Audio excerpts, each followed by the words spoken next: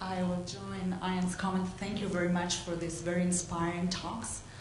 And I would like to combine certain elements from them.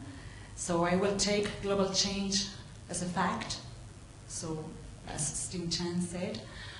And I will take the two scenarios you, Neil, mentioned. And then I would ask Steve to tell us, do you think that either scenario would change your conclusions?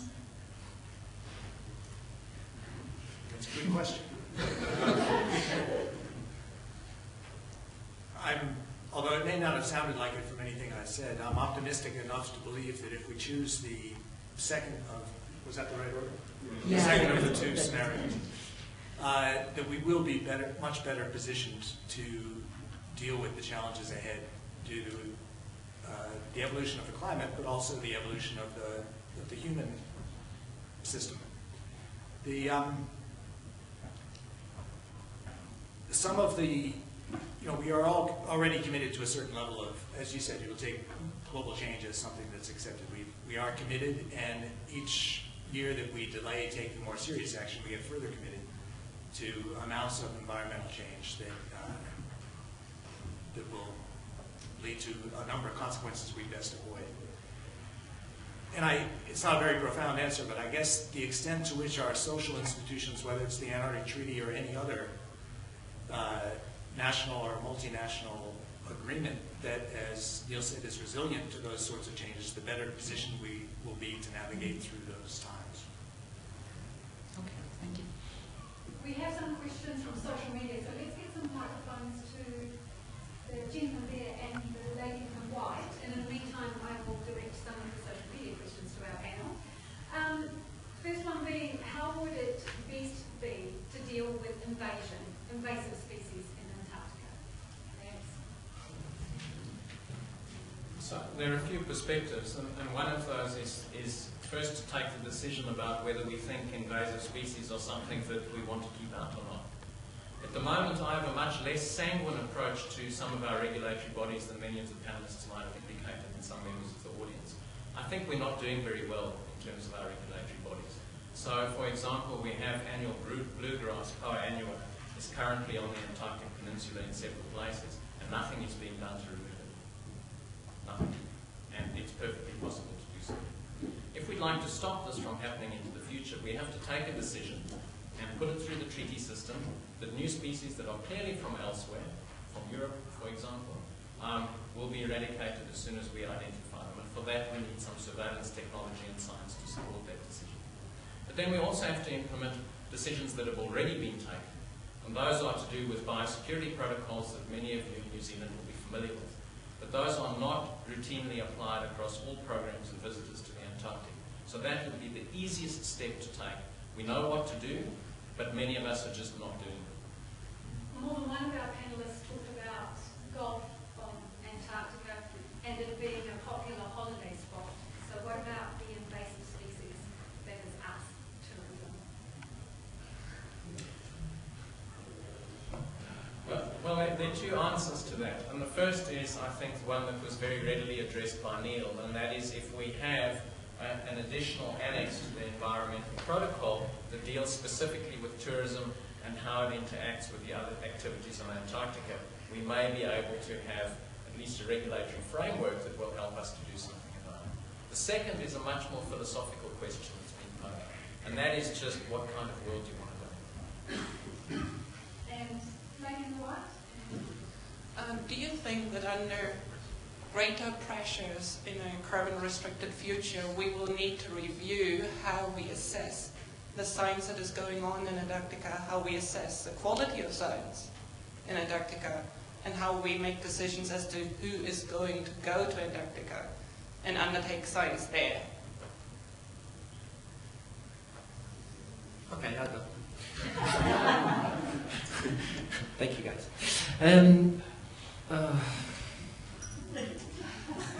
I think.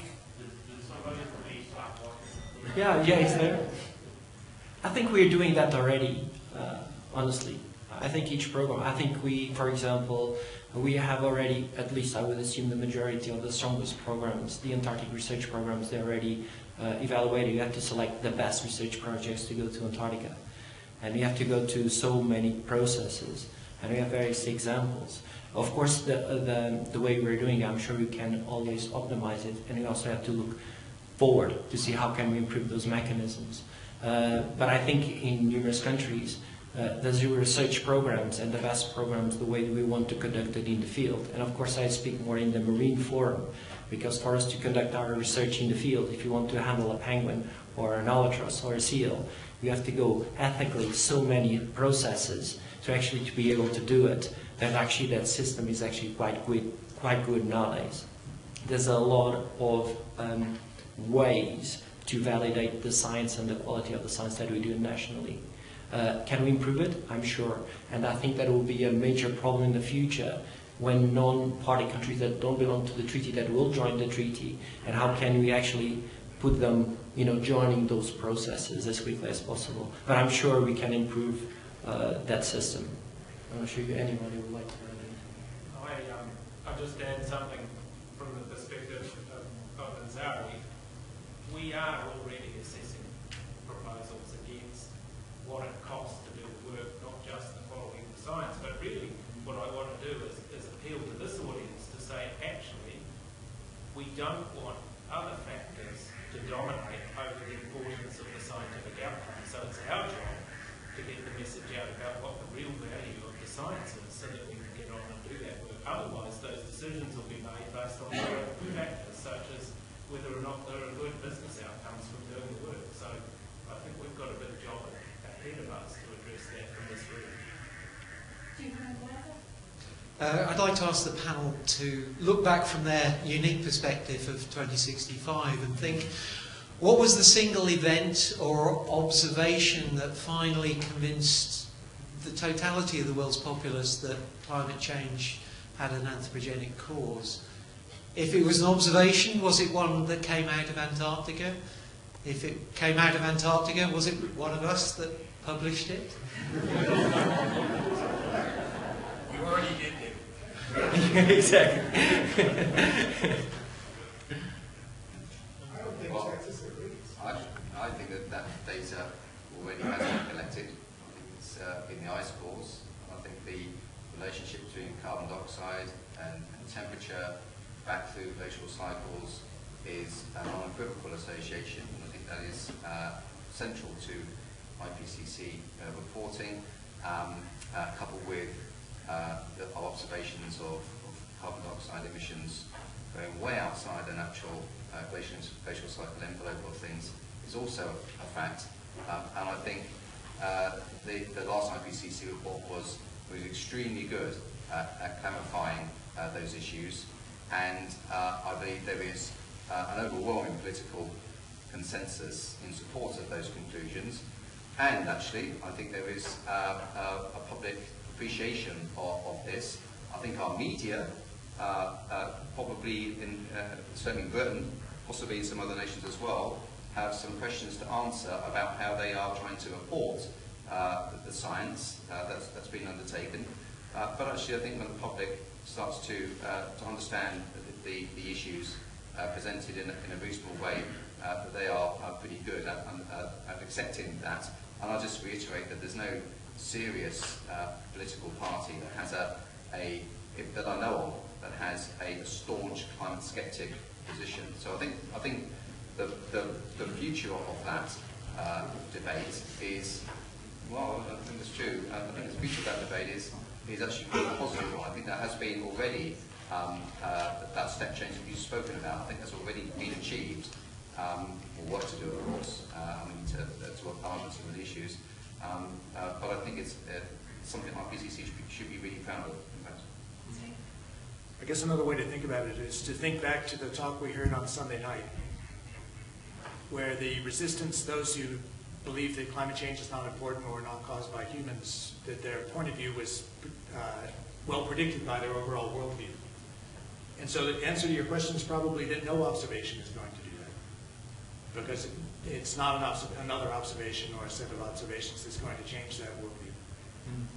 And so a serious question for us as people that are interested in science, in climate science, is how is it possible to do that? Or what's, given that fact, or that observation, what is the best strategy? Just more science information probably isn't going to do it, so we need another approach. So I'd like to add to that, which is why I started the presentation saying that many of our questions will actually lie in the humanities. How do we change people's minds? But in answer to your question, David, looking back from our exalted position in 2065, it wasn't the science community at all, it wasn't the social science and the humanities.